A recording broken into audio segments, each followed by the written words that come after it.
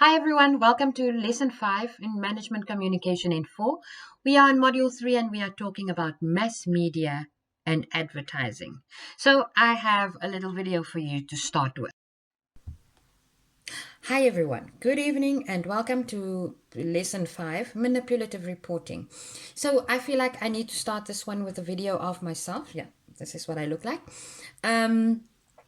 To kind of prevent you from becoming too bored while I tell a story. So, this story may or may not be true. I might or might not have read it in a magazine some years or some days or some time ago. Okay. So, there's this little boy. He is about 11 or 12 years old, and a year before the story was written, he was in a horrible accident where he climbed up onto a pole where there were loose exposed wires, and he got an electric shock. And in this, after the shock, he was hurt so badly that his arms and his legs had to be amputated. That means like cut off. His granny, his mother had disappeared years before, and his granny at this point was his caregiver. So she had to basically leave her job to look after him. And this little boy, he really did very well without any arms or legs. He shuffles around the house and he does things, and he knows how to switch on the TV, and he knows how to sort of go to different rooms in the house, but to bath and to feed himself, he needs his granny.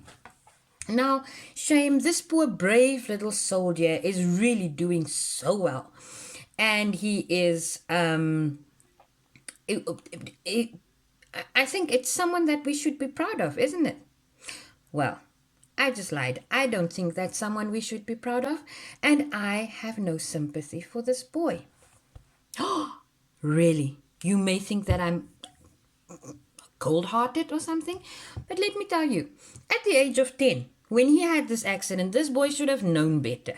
He should have known to not get onto a pole because I'm sure his granny warned him over and over. And now, this poor granny she had to leave her job.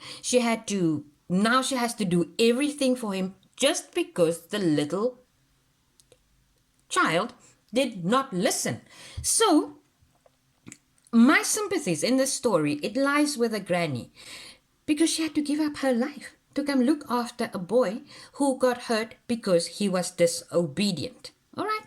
So, the way the story was told, he's a brave little soldier and he was hurt so badly and but if you look at it nicely, you would know that he was hurt because he did not listen.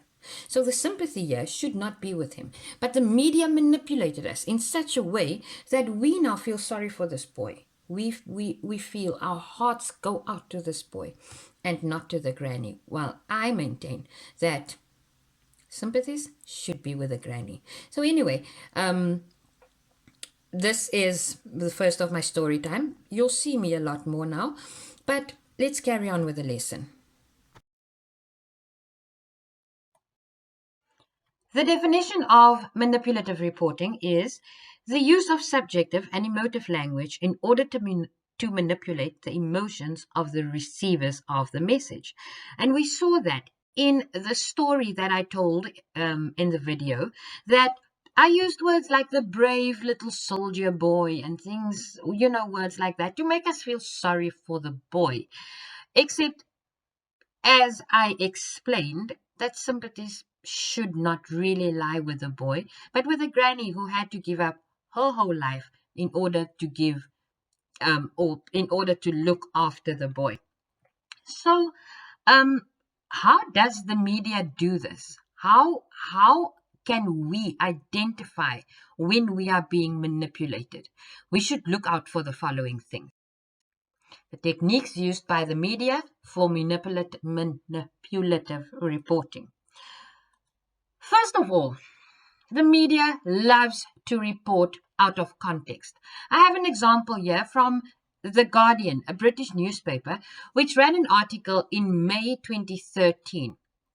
Um, the subheading said Sri Lanka has the hotels, the food, the climate, and the charm to offer the perfect holiday. It's just a pity about the increasingly despotic government.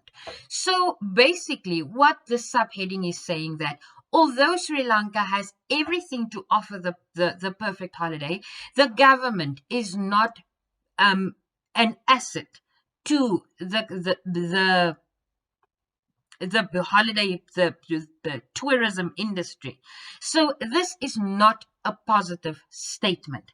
However, if you take out certain words from the statement, if you disregard some of the words, you can get the edited version, which appeared in a Sri Lankan newspaper the next morning, and it said Sri Lanka has everything to offer the perfect holiday. So by cutting off the rest of the sentence, the reporters, the writers of this article said that the Guardian says Sri Lanka has everything to offer the perfect holiday, which is true, but they disregard the rest where it says it's just a pity about the negative things. So you see, sometimes the media takes a little part of a sentence and reports on it, whereas the words around it and the context around it would have changed the meaning completely. A second technique used by the media is selective reporting. Now, for those of you who watch 90 Day Fiancé, you will recognize this couple. This is Azan. He's from Morocco, and Nicole. Nicole is from the United States, and she wants to get married to Azan. So he wants to move to America. But through all the years that I've been watching this program, he's had so many excuses as to why they cannot get married. So today I was scrolling through YouTube actually to look for an example of selective reporting, and this hit my eye. Azan married his cousin, and I had to watch it immediately because um I also want to know why he didn't marry. He is not getting around to marrying Nicole after all these years, and wow, now he's married to his cousin. So I clicked on the video when I watched it, and the video is a lot of, apparently a source close to Azan said Nicole apparently, but they never reveal the sources. It's a lot of speculation, and then it's supposed to say this headline is supposed to say rumor has it that Azan married his cousin. None of it's confirmed, but you know what, viewers of this program, they want to know what's going on. So that's a very misleading headline. It makes you believe something that's not really so. So they don't say the rest, that it's speculation, that it's a big maybe. The headline makes you believe a certain thing which isn't really true. Okay, so we're moving on to the use of emotional and subjective language. Now, in the previous lesson, we have talked about this, and you will recognize my cats, my fluffy little white cat, and then versus my cat that's outside. It's just that cat's awesome, the outside one.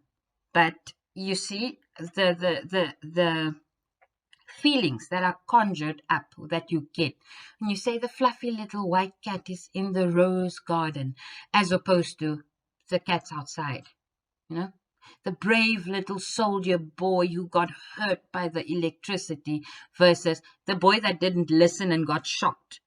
So the media uses these emotional words to get us to feel something.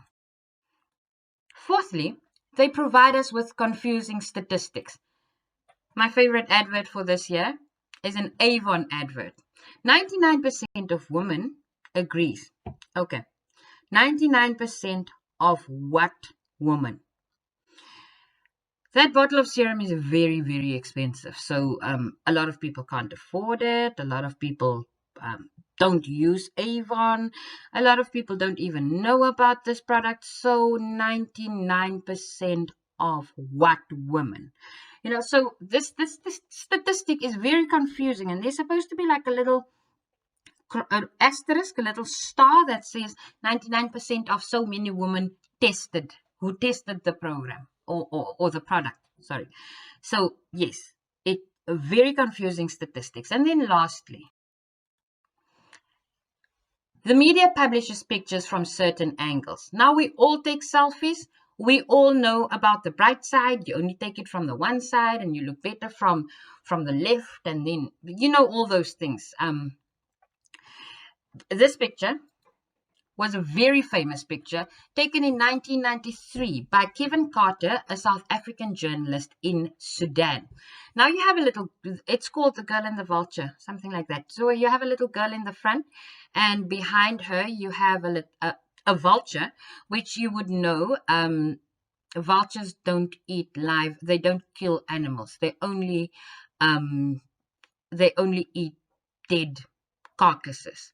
So basically, if you read this picture, you will see that, or you will deduce that the vulture is waiting for the little girl to die so that it can eat. And then this guy published the picture. He won many prizes for this picture. And then the storm, just an absolute storm, burst over his head, because why would you, as a journalist, as a reporter, take a picture and not chase away this bird who is waiting for the baby to die? Well, first of all, let's start with the baby, who is not a girl, but a boy. This boy, his parents are just outside of the photo frame, apparently, from an article that I read. You can Google this picture, Kevin Carter, famous picture, anything like that. His parents were close by. Taken from a certain angle, the vulture looked very much closer than it actually was. There was a UNICEF truck handing out food close by, and reporters were told to not interfere with the locals in Sudan. I'm very sure it was Sudan. Yes. So this picture it's a terrible picture. It shows human suffering, but it does not tell the whole story. Just like you take a picture from the one side of your face to hide the pimple, to hide the zit that's on your other cheek, right? You take a picture from the top because you don't want them to see your double chin.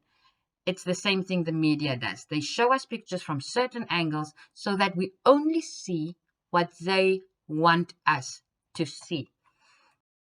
Thank you. That's lesson 5.